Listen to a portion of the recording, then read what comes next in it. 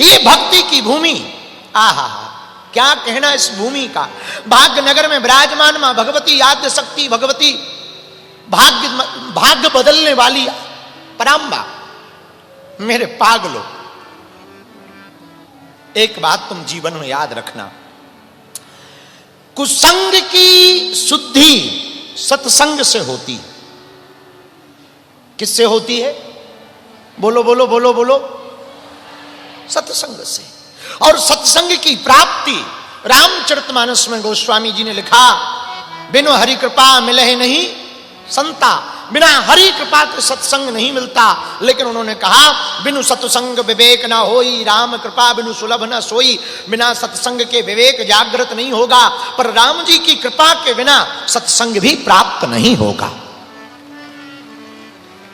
सत्संग की प्राप्ति भगवत कृपा से ही होगी। इसलिए जितने ये पांचों पंडालों में बाहर खड़े हैं, आए हैं, आप ये मत मानना आप कथा में आए हैं, हमारा मानना है ठाकुर ने तुमको बुलाया है, भगवान ने बुलाया है। वरना कितने काम नहीं आ जाते। मान लो तुम कथा के लिए चल पड़े, उसी समय पेट खराब हो जाए, लो हो गई कथा, जय बजरंगबली की, बाथरूम में घुसे रहो। गाड़ी पंचर हो जाए, घरवाली लड़ने लगे, दे बेलन चिमटा, और मैं तो चली माए के सजन तुम यहीं बरो ठटरी। फिर तो भगवान की बड़ी कृपा। बोले बिनु सत्संग विवेक ना होई, राम कृपा बिनु सुलभ न सोई। बोले सत्संग किसको प्राप्त होता? बोले जिस पर राम जी की विशेष अनुकंपा होती है वो सत्संग में आके बैठता। सत्संग में आकर बैठने वाला राम जी की कृपा, राम जी की कृपा यानी भगवान की कृपा। लेकिन सत्संग में बैठने वाला यदि भगवान की कृपा है तो सत्संग दिल में बैठने वाले को भक्ति की कृपा कहते हैं। ये भी तो बड़ा कठिन है। कई लोग सत्संग में तो बैठते हैं पर सत्संग उनमें नहीं बैठता, ये भी एक खतरा है। हमें तो कई यजमान मिलते, गुरुदेव हमने तो आपकी 20 कथाएं सुन ली, अच्छा बेटा कितना सुधार हुआ है? सुधार तो कुछ नहीं हुआ, बस टीवी में फोटो आ जाती थी। तो कुछ चेले भी आजकल फोटो, पहले के जमाने में शिष्य मिलते थे, आशीर्वाद मांगते थे, आहा आओ आओ पधारो पधारो, वाह वाह, देखो ये सब बटुक पधार गए हैं। और हमको लगता है सब वहीं पूज्य श्री अनंत श्री विभूषित पूज्य श्री चिन्नाजियर स्वामी जी के यहाँ से ही पूरे बटुक आए। ये छोटे वाले व्यासपीठ पे भैया मंच पे बैठा दो, इस पे विराजमान कराओ, वाह वाह वाह, देखो लंबी लाइन लगी, आहा वाह वाह, जोरदार ताली बजाओ, दर्शन करो। नमो ब्रह्मण्ड देवाय गौ ब्राह्मण हिताय च जगद्धिताय कृष्णाय गोविंदाय नमो नमः। विप्र प्रसादात धरणी धरोहम, विप्र प्रसादात कमलाबरोहम, विप्र प्रसादात जटाजटोहम, विप्र प्रसादात मम राम नामम। भगवान भी ब्राह्मणों की, विप्रों की, बटुकों की बड़ी महिमा गाते हैं। ये बटुक जिनके मस्तक पर चंदन है, तिलक है, शिखा है और कंठी माला पहन करके अपनी गुरु परंपरा का अनुसरण करके भविष्य में यही हिंदुत्व के सनातन के सिपाही बन करके धर्म की रक्षा करेंगे। यही सनातन की रक्षा करेंगे। वाह वाह वाह, ये सब महापुरुष कल हमको मिले थे। हमें लगता पूरा आश्रम खाली हो गया महाराज जी का। हमारी जहां तक नजर जा रही सब बटुक की बटुक दिखाई पड़ रहे। इससे सिद्ध होता है पूरा हम जो है जहां कल गए थे, महाराज जी भी बड़े दयालु हैं। परम पूज्य अनंत श्री विभूषित पूज्य श्री चिन्नाजियर स्वामी जी, हम गए थे अकेले, अब वो आएंगे सबके साथ। इसी को कहते हैं कर्जा चुकाना।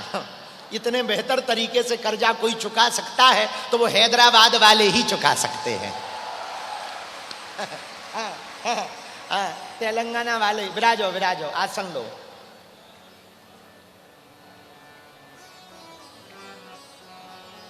यहाँ गच्छया यहाँ तिष्ठ। बड़े भाग मानस तैनु पावा,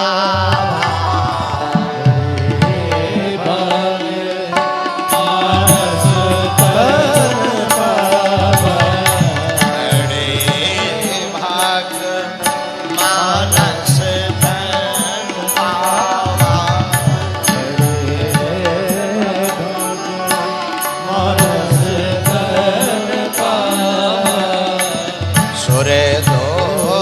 सुलभ सद ग्रंथ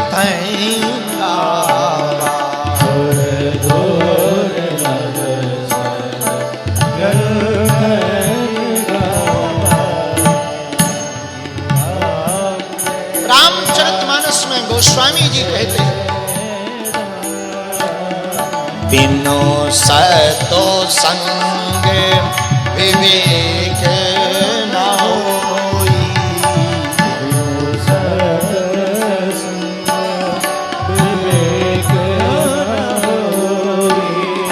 राम कृपा बिनु सुलभ न सोई,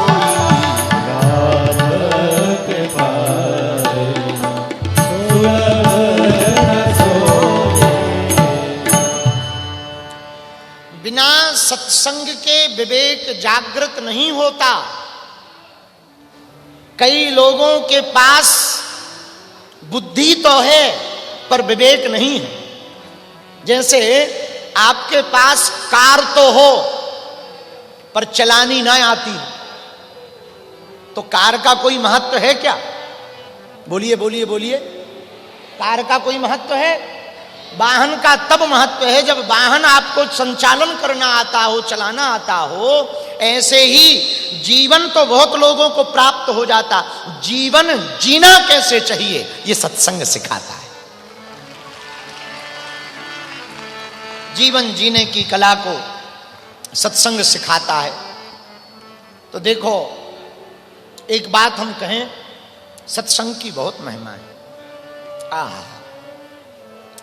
एक बार भगवान श्री देवर्षि नारद जी श्री हरि वेंकटेश्वर स्वामी के पास गए। नारद जी श्री हरि के पास जाकर नारद जी ने कहा, भगवान हमको सत्संग की महिमा बताओ। श्री हरि ने कहा, महिमा हम बाद में बताएंगे, पहले एक काम करो, ये जो प्रश्न हमसे किया, अमुक अमुक जगह पर एक पेड़ के ऊपर गिरगिट बैठा है, यही प्रश्न उससे पूछो, वो उत्तर देगा। अब भगवान की बात पर नारद जी क्या बोले बेचारे, सो चले आए। जहां भगवान ने जगह बताई थी वहां पर एक गिरगिट जरूर दिखाई पड़ा। तो नारद जी ने पूछा, हे गिरगिट जी, सत्संग की महिमा बताओ। जैसे ही इतना कहा, सोई गिरगिट मर गया। नारद जी वापस भगवान के पास गए, बोले हमने तो पूछा था सत्संग की महिमा बताओ, वो तो निपट गया, राम नाम सत्य हो गया।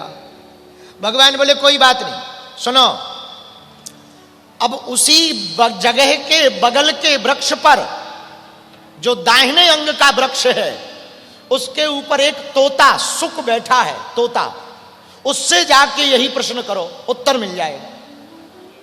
बोले जो आज्ञा भगवान। नारद जी फिर गए उसी जगह पर, पेड़ के ऊपर तोता देखा, तोता को हाथ जोड़ के कहा, हे सुक महाराज, हे तोता महाराज, सत्संग की महिमा बताओ। इतना सुनते ही तोता भी मर गया। अब नारद जी की बेचैनी बढ़ गई कि हम प्रश्न पूछते हैं, ये मर जाते, बड़ी आफत है। नारद जी वापस श्री हरि के पास आए, प्रभु वो भी मर गया और हमें तो बड़ा डर लगने लगा, अब आपसे भी पूछने का डर लगने लगा, कहीं हम आपसे पूछे हो कहीं। भगवान बोले ना ना ना, घबराओ ना, घबराओ ना, जाओ अमुक देश के राजा के यहां पर अभी अभी एक छोटे बच्चे का जन्म हुआ, उससे ये प्रश्न करो, वो उत्तर देगा। नारद जी बोले हमें उत्तर चाहिए नहीं। भगवान बोले क्यों? बोले दो से पूछा, दो निपट गए। राजा के लड़का से पूछेंगे, कहीं राजा का लड़का निपट गया तो राजा बंधवा के सूली पे टंगवा देगा, जिंदा आ पाना मुश्किल है। इससे बेहतर है हमें उत्तर नहीं चाहिए। नहीं नहीं नहीं नहीं, जाओ, हमारी आज्ञा है, कुछ नहीं होगा। भगवान श्री वेंकटेश्वर स्वामी श्री हरि ने कहा जाओ, आज्ञा है। इतना सुनते ही नारद जी भगवत आज्ञा मानकर गए। राजपुत्र को पालने में देखा, नन्हे से शिशु के रूप में राजपुत्र को देखकर कहा, भैया वैसे तो हमें बहुत डर लग रहा, फिर भी हम पूछ रहे, तुम मर ना जाना, सत्संग की महिमा क्या है? और जैसे ही इतना कहा तो वो बालक हंसने लगा। नारद जी की तब सांस में सांस आई, चलो जिंदा है। भैया सत्संग की महिमा बताओ। वो बालक बोला, नारद जी ये सत्संग की ही महिमा है। पहली हमारी जो जन्म योनि थी वो गिरगिट थी, आपके कान में सत्संग शब्द जाने से हम तोता बने, और दूसरी बार जब आप तोता बने हुए के पास आए तो दूसरी योनि से भी हम सत्संग नाम सुनकर के मुक्त हो गए। उसी का ये प्रभाव है कि आज राजपुत्र हो गए।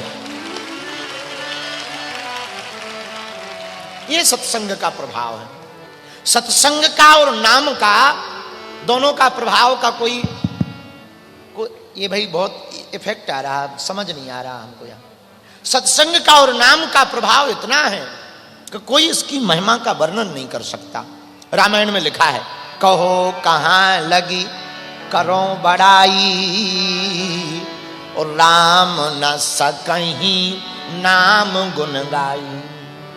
भगवान भी महिमा नहीं गा सकते, सत्संग की इतनी महिमा है, नाम की इतनी महिमा है। भगवान भी अपने मुख से नहीं गाते, दूसरों से कहलवा देते। हाँ, ये बात तो हम बाद में बताएंगे। हमको एक कथा याद आ गई तो वो हम सुनाते हैं। भगवान श्री रामानुजाचार्य महाप्रभु हुए, साक्षात श्री हरि के अवतार तो हैं ही हैं। श्री रामानुजाचार्य महाप्रभु जी के बारे में हमने एक कथा सुनी, उसको सुनकर हमारे मन को बड़ा आह्लाद पहुंचा, बड़ा आनंद आया। शेषावतार श्री भास्कर रामानुजाचार्य भगवान एक बार श्री मैलकोटा पहुंचे। मैलकोटा जानते हो? यहां के लोग जानते हैं? हाँ, तिरुनारायण स्वामी, तिरुनारायण स्वामी में श्री मैलकोटा नाम का एक स्थान है जो नारायणाद्रि पर्वत पर है, बड़ा दिव्य स्थान है। उस पर्वत पर भगवान को राम प्रिय रूप में, उपनाम के रूप में राम प्रिय के नाम में जाना जाता है। राम प्रिय भी कहा जाता और सेल्वा पिल्लई के रूप में भी पुकारते हैं वहां के उपनाम के रूप में। तो श्री मैलकोटा में श्री रामानुजाचार्य महाप्रभु जी अपने सभी परिकर के साथ, त्रिदंडधारी परिकर के साथ श्री हरि के पास गए, ठाकुर जी के पास।